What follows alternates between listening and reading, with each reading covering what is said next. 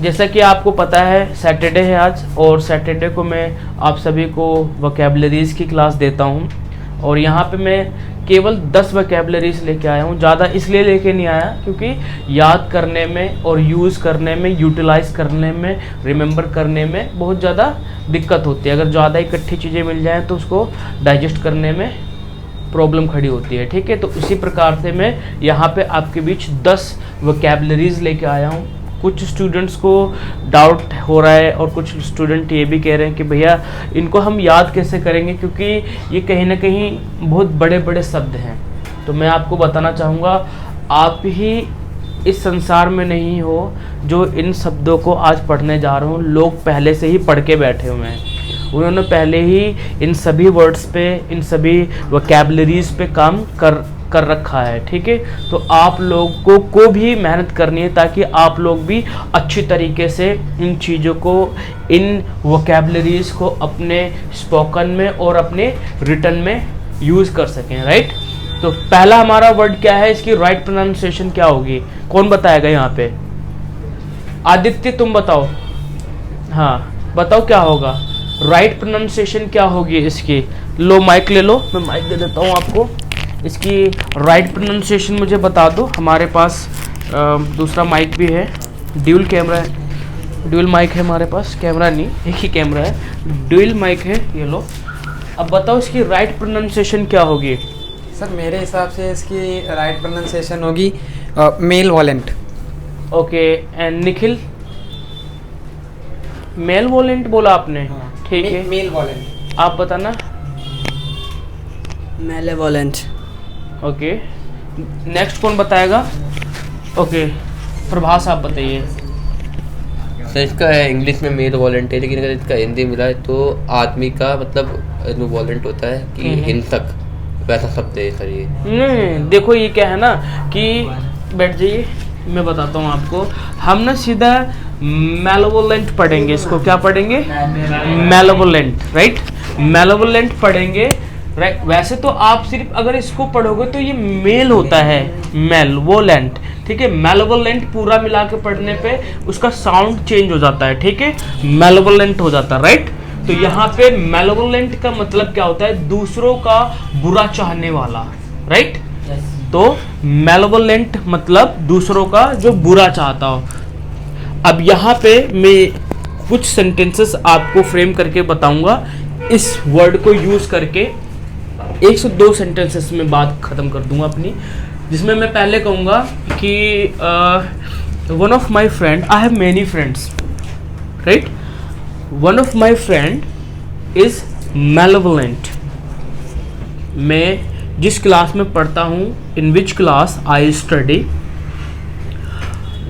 There are many students and I have many friends there in that class, but one of them is malevolent। वो कभी भी नहीं चाहता कि किसी का भला हो, वो हमेशा दूसरों का बुरा ही चाहता है। क्या करता है वो? वही चाहता है कि मैं पास हो जाऊं, मैं प्रथम आ जाऊं, दूसरे लोग फेल हो जाएं। तो ऐसे व्यक्ति को जिसका ऐसा नेचर हो, जो दूसरों का बुरा चाहता हो, उसको हम मेलेवोलेंट कहेंगे, ठीक है। So I will definitely tell you one thing, don't be malevolent ever in your life, okay.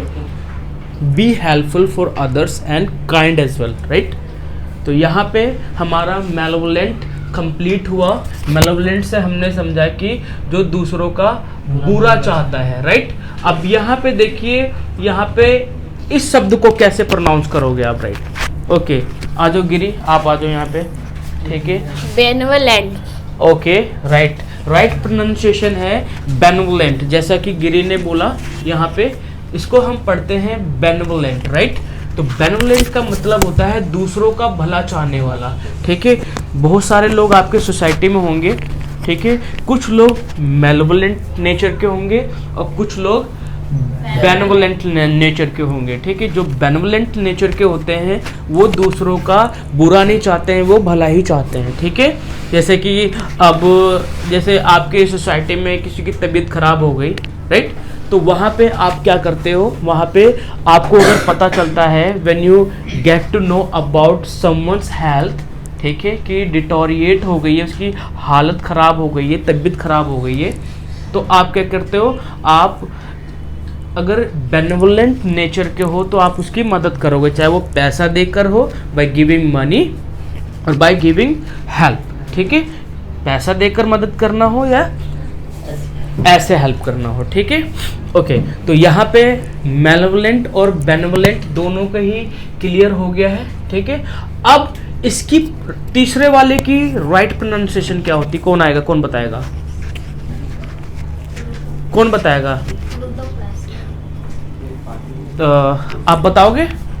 Aditya, okay, आइए तीसरा बताइए आगे। आजी कोई दिक्कत नहीं, डरते नहीं है, ठीक है, इट्स ओके, हम यहाँ पे प्रैक्टिस कर रहे हैं, हम कोई इसका होगा प्लूटोफिलिया। इधर आके बताओ कैमरे के सामने हमारे व्यूवर्स को। इसका होगा प्लूटोफिलिया। ओके, प्लूटोफिलिया, राइट, इसको कहते हैं प्लूटो, राइट। तो यहाँ पे ये देखो ना कैसे तोड़ के भी हम पढ़ लेंगे। फिलिया जो है ये हमारा प्यार को दर्शाता है, राइट। जिस वर्ड के पीछे हम फिलिया का यूज करेंगे वो हम ये दिखाएंगे कि हमें उस चीज से प्रेम है, लगाव है, ठीक है, तो वो पॉजिटिव वे में हम बोलेंगे हमेशा। तो क्या कह रहा है, प्लूटोफिलिया जो है वो कहता है कि धन से प्यार। अब मैं बोलूँ कि आई हैव प्लूटोफिलिया मीन्स मुझे जो है ना, मुझे धन से ही प्यार है, मेरा नेचर जो है प्लूटोफिलिया है, राइट। तो आपको प्लूटोफिलिया समझ में आ गया होगा, धन से प्यार। अब चौथा, फोर्थ वन कौन बताएगा? फोर्थ वन बताएगा कोई? बता दो, आ जाओ अनुराग, आदित्य, अनुराग, आदित्य अजय, सॉरी, ठीक है। चौथा वाला बताइए क्या होगा? डिप्सोमेनिया। Okay, dipsomania, right. इसकी राइट प्रोनाउंसिएशन है डिप्सोमेनिया, जैसा कि मुझे आदित्य ने बताया, ठीक है। इसको हम डिप्सोमेनिया कहते हैं। अब देखिए, मेनिया जो होता है ये एक तरीके से लत होती है, जैसा कि आपको पता होगा, मैं बोलूँ कि I have mania of drinking wine, तो मुझे लत है शराब पीने की। तो यहाँ से क्या है, हम सीधा रूट वर्ड को समझते हैं, ठीक है। तो रूट वर्ड की क्लास में नेक्स्ट टाइम लेके आऊँगा अगले शनिवार को, या हो सकता है बीच में भी आपको मैं टीच कर दूँ, राइट। तो मेनिया का मतलब होता है लत। डिप्सोमेनिया इसकी राइट प्रोनाउंसिएशन होती है, जो कि पूरा निकल के आता है कि शराब की लत, राइट। डिप्सोमेनिया उसे कहते हैं, शराब की लत। अब यहाँ पे देखिए पांचवा क्या है, इसको मैं खुद आपको प्रोनाउंस करके बताता हूँ। इसको हम पढ़ते हैं क्रोनोसाइड। क्या पढ़ते हैं? हाँ, इसको पढ़ते हैं हम क्रोनोसाइड। अब ये साइड से आपको क्या समझ में आ रहा है? इसका मतलब होता है हत्या, ठीक है। क्रोनोसाइड यानी हत्या, बर्बादी, खराब, ठीक है, बर्बादी, ठीक है, इस तरीके से निकल के आता है, राइट। तो साइड का मतलब होता है हत्या। हत्या से समझ में आ रहा है खत्म करना, बर्बाद करना, मिटा देना, यानी इस तरीके से देखो क्रोनोसाइड पूरा वर्ड निकल के आ रहा है, क्रोनोसाइड। इट मीन्स हम समय की बर्बादी की बात कर रहे हैं, ठीक है। सो मैं तो सिंपली कहूँगा कि if you have chronocide nature, please do not waste your time, okay. तो क्रोनोसाइड नेचर अगर आपका है तो आप अपना समय बर्बाद ना करें। Try to understand the importance of time. Time is very very very important, right. तो यहाँ पे हमारा क्रोनोसाइड भी कंप्लीट हो गया। हमारा हो गया first, second, third, fourth, fifth, ठीक है। अब हमारा सिक्स्थ देख लेते हैं। यहाँ पे देखिए, यहाँ मैं मिटा सकता हूँ, अब मैं मिटा दे रहा हूँ ये, क्योंकि यहाँ पे मुझे समझाने के लिए जगह चाहिए, ठीक है। ये देखिए बिब्लियोफिलिया, ठीक है। अब ये देखिए, जैसा कि मैंने आपको बताया था, फिलिया का मतलब होता है प्यार, ठीक है। ऐसे याद कर लो। कुछ अभी बोल रहे थे ना आप लोग, कौन कह रहा था कि भैया इतने बड़े बड़े वर्ड कैसे याद होंगे? कौन कह रहा था? हाँ, आप ही कह रहे थे ना, है ना अनुराग, आप ही कह रहे थे ना कि क्या कह रहे थे? सर ये इतने बड़े बड़े वर्ड हैं, याद कैसे करेंगे? इनको याद कैसे करेंगे? तो बात यही है कि हमें समझने की जरूरत होती है। अभी देखो, अभी तक क्या है, आपने सिर्फ वर्डों को पढ़ा होगा, आपने उनको पहचाना नहीं होगा कि वो भी वर्ड से वर्ड को मिलकर बने हैं, ठीक है? यस। हाँ, जैसे कि बिब्लियो अलग हो गया, फिलिया अलग हो गया, ठीक है? इन दोनों को मिला के इनकी जो रूट वर्ड होगी हमारी प्यार, ठीक है? यानी कि पुस्तक से प्रेम। जो अब मान लो एक आपकी हैबिट है, आप बिब्लियोफिलिया, यू हैव बिब्लियोफिलिया, राइट? आपको आदत है और आपको प्रेम है किससे? किताबों से, ठीक है? पुस्तक प्रेम, ठीक है? I have bibliophilia, that's why I have many novels here and I read them, when I finish them I buy new one. Okay, so as like that you can also mix so many sentences by using these vocabularies which I'm trying to teach you, right? Okay, और यहाँ पे देखिए सातवां हमारा क्या है? Bibliophilia. Oh no no, not bibliophilia, it's phobia. Phobia का मतलब तो समझते होगे, डर। यस, ये हमारा डर होता है। Biblio phobia, not philia. Philia is प्यार, प्रेम, ओके? और बिब्लियोफोबिया होता है डर। अब क्या कह रहा है? किताबों से लगने वाला डर। भाई यहाँ पे कौन है जिसको बिब्लियोफोबिया है? कौन है यहाँ पे? कौन है किसको बिब्लियोफोबिया है? ठीक है, मुझे लगता है कि गिरी को बिब्लियोफोबिया है और अतुल को बिब्लियोफोबिया है और निखिल को बिब्लियोफोबिया है या फिर बिब्लियोफिलिया है? बिब्लियोफिलिया है या फिर बिब्लियोफोबिया है? आपको फोबिया है, ठीक है? Okay, so it means that you have bibliophobia and try to avoid this, right? And get in that this one, bibliophilia. If you follow this, if you add it in your life, then your life will become very beautiful, right? Okay, यहाँ पे आठवां देख लो, इसको क्या पढ़ेंगे? इसकी right pronunciation क्या होगी? यस, आ जाओ बेटा। What's your name? आ जाओ। क्या नाम है बेटा आपका? पीयूष। बताइए जो 8वें नंबर की वोकैबुलरी है इसको कैसे पढ़ेंगे? क्या होगी उसकी pronunciation? Flamboyant. Yes, very good. इसको कहते हैं फ्लैम्बॉयंट, ठीक है? फ्लैम्बॉयंट, ये देखिए फ्लैम, उसने सही पढ़ा, फ्लैम्बॉयंट, ठीक है? तो इसको हम तोड़ के भी पढ़ सकते हैं, फ्लैम्बॉयंट। अगर आपको नहीं प्रॉपर तरीके से रीड करना आ रहा है तो आप समझ जाइए कि इसको मुझे तोड़ के 2 से 3 से 4 बार में एक प्रॉपर सेंस लेके बोलना है, ठीक है? तो फ्लैम्बॉयंट, ठीक है? क्या बोलोगे? क्या बोलोगे? क्या बोलोगे? वेरी गुड, इसको बोलोगे फ्लैम्बॉयंट, ठीक है? तो दिखावा करने वाला जो इंसान होता है उसको कहते हैं फ्लैम्बॉयंट, राइट? बहुत लोग हैं, ठीक है, कमाएंगे 10 बताएंगे 1000, राइट? है ना? तो इसीलिए हम उनको कह सकते हैं यार तेरा ना ये फ्लैम्बॉयंट नेचर मुझे पसंद नहीं है, जो दिखावे करने वाला नेचर है ये पसंद नहीं है बिल्कुल भी। और या तो भैया जैसे पढ़ाने वाला होता है, कोई काम होता है ज़्यादा दिखाना होता है कि हम लोग ज़्यादा करते हैं, तो उसमें भी दिखावा करना। हाँ, दिखावा करना, जिस चीज़ में व्यक्ति दिखावा कर रहा हो उसको हम फ्लैम्बॉयंट कहेंगे, ठीक है?